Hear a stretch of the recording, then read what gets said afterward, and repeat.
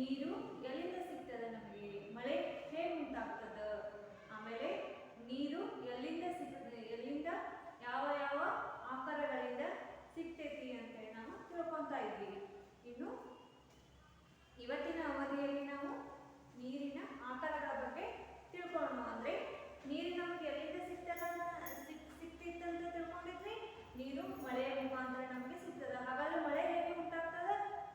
ನೀರಿನ ಭೂಮಿಯ ಮೇಲೆ ಬಿದ್ದಂತಹ ನೀರು ಆವಿಯಾಗಿ ಮೋಡವಾಗಿ ಕರಗಿ ಮತ್ತೆ ಭೂಮಿಗೆ ಮಳೆಯ ರೂಪದಲ್ಲಿ ನೀರು ಬರ್ತಾ ಇದೆ. ಹೀಗೆ ನೀರು ನಮಗೆ ಸಿಗ್ತಾ ಇದೆ. ಹಾಗೆ ಹೀಗೆ ಬಿದ್ದಂತ ಭೂಮಿಯ ಮೇಲೆ ಬಿದ್ದಂತಹ ನೀರು ಹರಿದು ಹೋಗಿ ಎಲ್ಲಿ ಸಂಗ್ರಹವಾಗ್ತದ ಅದನ್ನ ಏನಂತೀವಿ? ನೀರಿನ ಆಕಾರ. ನೀರು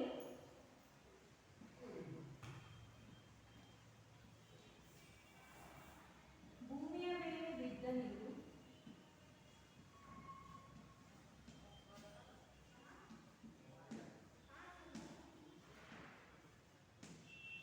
ಹರಿದು ಹೋಗಿ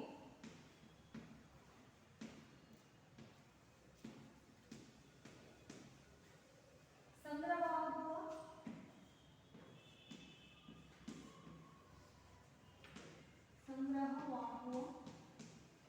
ಸ್ಥಳವನ್ನು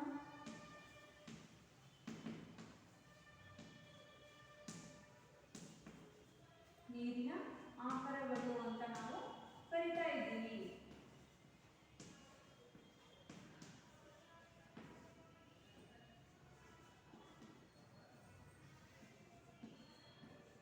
ನೋಡ್ರಿ, ಭೂಮಿಯ ಮೇಲೆ ಬಿದ್ದಂತಹ ನೀರು ಅಲ್ಲೇ ನಿಲ್ಲೋದಿಲ್ಲ. ಅವು ಅದು ಏನ್ ಮಾಡ್ತದ ಅಂತಂದ್ರೆ ಹರಿದು ಹೋಗಿ ಯಾವ್ದಾದ್ರೂ ಒಂದು ತೆಗ್ಗು ಪ್ರದೇಶದಲ್ಲಿ ನಿಲ್ತಾ ಇದೆ. ಅಂತಹ ಪ್ರದೇಶಗಳನ್ನ ನಾವು ಏನಂತೀವಿ? ನೀರಿನ ಆಕಾರಗಳು. ಉದಾಹರಣೆಗೆ ನೀರಿನ ಆಕಾರಗಳು ಯಾವುವು ಅಂತಂದ್ರೆ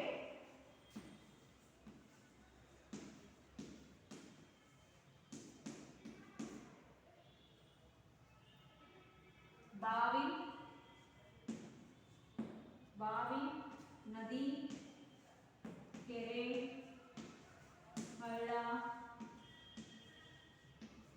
ಝರಿ,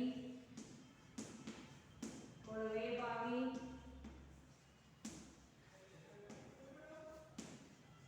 ಹಾಗೂ ಸಮುದ್ರ. ಇವೆಲ್ಲವನ್ನ ನಾವು ಹೇಳ್ತೀವಿ ನೀರಿನ ಆಕಾರಗಳು. ನೋಡ್ರಿ, ಭೂಮಿಯ ಮೇಲೆ ಬಿದ್ದಂತಹ ನೀರು ಕೊನೆಯದಾಗಿ ಹೋಗಿ ಎಲ್ಲಿಗೆ ಸೇರ್ತದ? ಬಾವಿನಾಗ ಸೇರ್ತದ, ನದಿಗೆ ಸೇರ್ತದ, ಕೆರೆಗೆ ಸೇರ್ತದ, ಹಳ್ಳಕ್ಕೆ ಸೇರ್ತದ. ಝರಿ ಅಂತಂದ್ರೆ ನೀರಿನ ಭೂಮಿಯಲ್ಲಿ ಇದ್ದಂತಹ ನೀರು ಮೇಲೆ ಬರೋದನ್ನ ಝರಿ ಅಂತೀವಿ. ಕೊಳವೆ ಬಾವಿ, ಸಮುದ್ರ. ನೋಡ್ರಿ, ಬೋರ್ವೆಲ್ಗಳನ್ನ ನೀವು ನೋಡಿದ್ದೀರಿ. ಇಷ್ಟೆಲ್ಲ ಆಕಾರಗಳಿಂದ ನಮ್ಗೆ ಏನಾಗ್ತದ? ನೀರು ಸಿಗ್ತದ. ಹಾಗಾದ್ರೆ ನಿಮ್ಮ ಊರಿನಲ್ಲಿ ಯಾವ ಯಾವ ಆಕಾರಗಳಿಂದ ನೀವು ನೀರನ್ನ ಪಡಿತಾ ಇದ್ದೀರಿ? ನಿಮ್ಮ ಊರಿನಲ್ಲಿ ಬಾವಿ ಇದೆ, ಬಾವಿಯಿಂದ ನೀವು ನೀರನ್ನ ತರ್ತೀರಿ. ನದಿಯಿಂದ ನಲ್ಲಿಯ ಮುಖಾಂತರ ನಿಮ್ಮ ಊರಿನಲ್ಲಿ ನೀರು ಸಪ್ಲೈ ಆಗ್ತಿರ್ತದ. ಆಮೇಲೆ ಕೆರೆಗಳಿರ್ತಾವ, ಕೆರೆಗಳಿಂದ ಸಹ ನಿಮಗೆ ನಿಮ್ಮ ಮನೆಯ ಮುಂದೆ ನಲ್ಲಿಯ ರೂಪದಲ್ಲಿ ನೀರು ಬರ್ತಾ ಇದೆ. ಹಾಗಿದ್ರೆ ಹಳ್ಳದಲ್ಲಿ ನೀರು ಇರ್ತಾ ಇದೆ, ಅದನ್ನ ನೀವು ಉಪಯೋಗಿಸ್ತಾ ಇದ್ದೀರಿ. ಇನ್ನು ಝರಿಯ ಮುಖಾಂತರ ಬರುವ ನೀರು ಅಂದ್ರೆ ಬಾವಿಯಲ್ಲಿ ಝರಿಯ ಮುಖಾಂತರ ನೀರು ಮೇಲೆ ಬರ್ತಾ ಇದೆ. ಭೂಮಿಯಲ್ಲಿ ಆವಿಯಾಗಿರುವ ನೀರು ಅಂದ್ರೆ ಭೂಮಿಯಲ್ಲಿ ಇಳಿದಂತಹ ನೀರು ಝರಿಯ ಮುಖಾಂತರ ಬಾವಿಯಲ್ಲಿ ಬಂದು ಸಂಗ್ರಹವಾಗ್ತದ. ಇನ್ನು ಕೊಳವೆ ಬಾವಿ ನೋಡಿ, ಕೊಳವೆ ಬಾವಿ ಅಂತಂದ್ರೆ ಬೋರ್ವೆಲ್ಗಳನ್ನ ನೀವು ನೋಡಿದ್ದೀರಿ. ಕೊಳವೆ ಬಾವಿಗಳ ಮುಖಾಂತರ ನೀರನ್ನ ಭೂಮಿಯಿಂದ ಮೇಲೆ ತೆಗಿತಾರ. ನೀವು ನಿಮ್ಮ ಊರಿನಲ್ಲಿ ಉಪಯೋಗಿಸ್ತಾ ಇದ್ದೀರಿ. ಇನ್ನು ಸಮುದ್ರಗಳನ್ನ ನೋಡಿದ್ದೀರಿ. ಇನ್ನು ಕೈಪಂಪು ನೋಡ್ರಿ, ಅವು ಸಹ ಅವುಗಳಿಂದಲೂ ಸಹ ಕೆಲವೊಂದು ಸರಿ ನಾವು ನೀರನ್ನ ಉಪಯೋಗ ಮಾಡಬಹುದು. ಕೆಲವೊಂದು ಊರುಗಳಲ್ಲಿ ಕೈಪಂಪುಗಳಿಂದಲೂ ಸಹ ನೀರನ್ನ ತರ್ತಾ ಇದ್ದಾರೆ. ಇನ್ನು ನಲ್ಲಿಯ ನೀರು ನೀರಿನ ಆಕಾರಗಳಲ್ಲಿ ನಲ್ಲಿಯ ನೀರನ್ನ ಸೇರ್ಸಕ್ ಆಗೋದಿಲ್ಲ. ಯಾಕಂತಂದ್ರೆ ನಲ್ಲಿಯ ನೀರು ಕೆರೆಗಳಿಂದ ಮತ್ತು ನದಿಗಳಿಂದ ಏನಾಗ್ತದೆ ಅಂತಂದ್ರೆ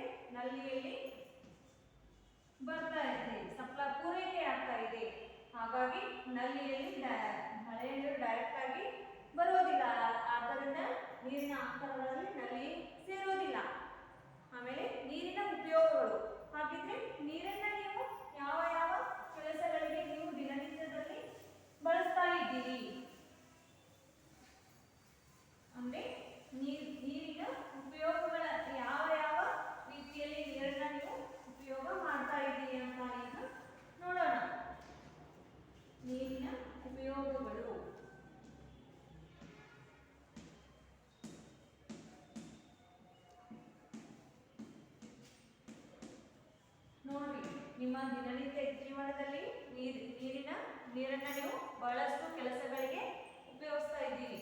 ಮೊದಲೇದು ಮುಖ್ಯವಾಗಿ ನೀವು ನೀರು ಎದಕ್ಕೆ ಬಳಸ್ತೀವಿ? ಕುಡಿಯಲು. ನೋಡ್ರಿ, ಕುಡಿಯಲು ಮುಖ್ಯವಾದ ಅಂಶ ಇದು. ಈ ಕುಡಿಯಲು ನೀರಿರಲಿಲ್ಲ ಅಂತಂದ್ರೆ ನಾವು ಬದುಕಕ್ಕೆ ಸಾಧ್ಯ ಆಗುತ್ತಿಲ್ಲ. ಹಾಗಿದ್ರೆ ಕುಡಿಯಲು ನಾವು ನೀರನ್ನು ಉಪಯೋಗಿಸ್ತಾ ಇದ್ದೀವಿ. ಇನ್ನು ಬಟ್ಟೆ ತೊಳೆಯಲು,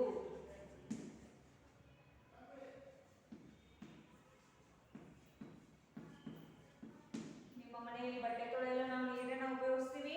ಹೌದು, ನೀರನ್ನು ನಾವು ಉಪಯೋಗಿಸ್ತಾ ಇದ್ದೀವಿ. ಇನ್ನು ಪಾತ್ರೆ ತೊಳೆಯಲು, ನೋಡ್ರಿ, ಪಾತ್ರೆ ತೊಳೆಯಲು ಸಹ ನಾವು ನೀರನ್ನ ಉಪಯೋಗಿಸ್ತೀವಿ. ಆಮೇಲೆ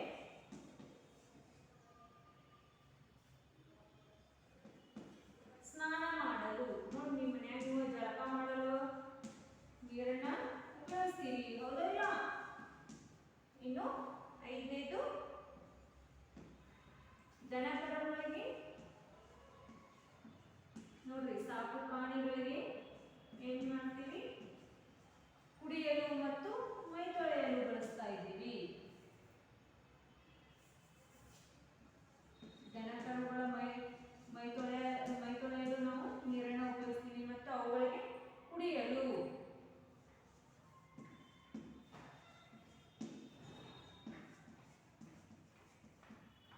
ಆಮೇಲೆ ವಾಹನಗಳನ್ನು ತೊಳೆಯಲು ಸಹ ನಾವು ನೀರನ್ನು ಬಳಸ್ತಾ ಇದ್ದೀವಿ.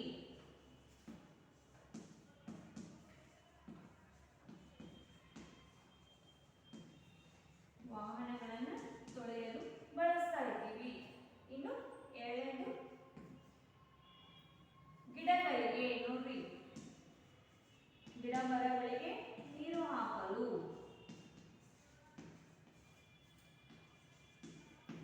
ಗಿಡ ಮರಗಳಿಗೆ ನೀರು ಬೇಕು.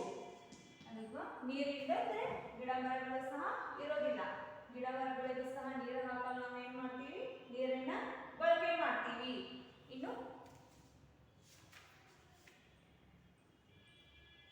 ಇಷ್ಟು ನೀರಿನ ಉಪಯೋಗಗಳನ್ನ ನಾವು ದಿನನಿತ್ಯದಲ್ಲಿ ಮಾಡ್ತೀವಿ. ನೋಡ್ರಿ, ಕುಡಿಯಲು ಉಪಯೋಗಿಸ್ತೀವಿ, ಹೌದಾ?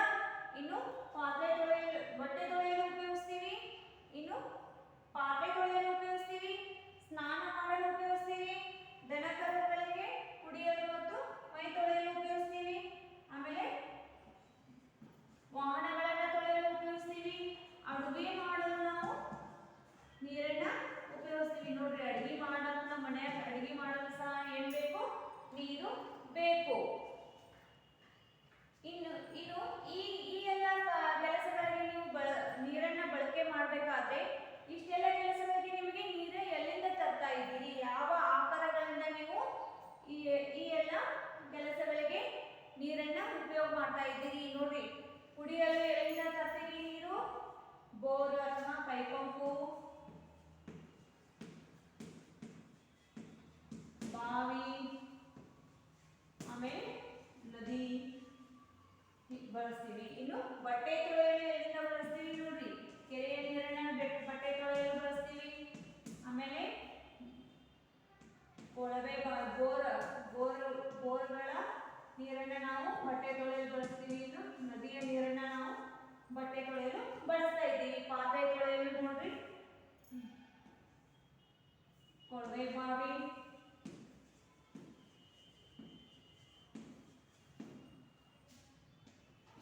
ಬಾವಿಯ ನೀರನ್ನ ಪಾತ್ರೆ ತೊಳೆಯಲು ಬಳಸ್ತಾ ಇದ್ದೀವಿ.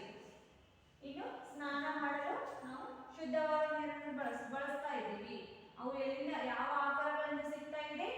ಬಾವಿಯ ನೀರನ್ನು ಬಳಸ್ತಾ ಇದ್ದೀವಿ, ಹೊಳೆಯ ನೀರನ್ನು ಬಳಸ್ತಾ ಇದ್ದೀವಿ, ಆಮೇಲೆ ಬೋರ್ವೆಲ್ಗಳ ನೀರನ್ನ ಬಳಸ್ತಾ ಇದ್ದೀವಿ.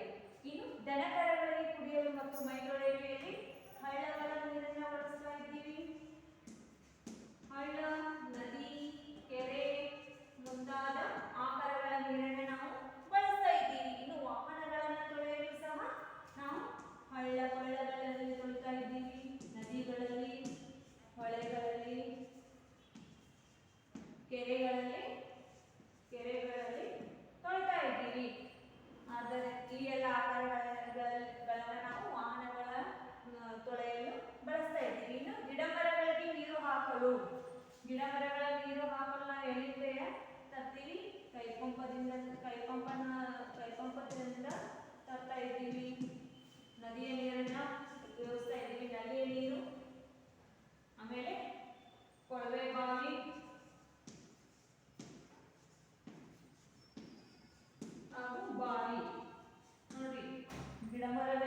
ನಿರ್ವಾಹಕಗಳು ಅಂದ್ರೆ ಏನು? ನೀವು ಹೊಲ ಗದ್ದೆಗಳಲ್ಲಿ ನೀರನ್ನ ಹಾಸ್ತಾ ಇದ್ದೀರಿ, ಅದು ಯಾವ ಯಾವ ಆಕಾರಗಳಿಂದ ಪಡಿತಾ ಇದ್ದೀರಿ ಅಂತಂದ್ರೆ ಬಾವಿಯಿಂದ ಪಡಿತೀರಿ, ನದಿಯಿಂದ ಪೈಪ್ಗಳ ಮುಖಾಂತರ ನೀರನ್ನ ಸಪ್ಲೈ ಮಾಡ್ತೀರಿ, ಪೈಪ್ಗಳನ್ನ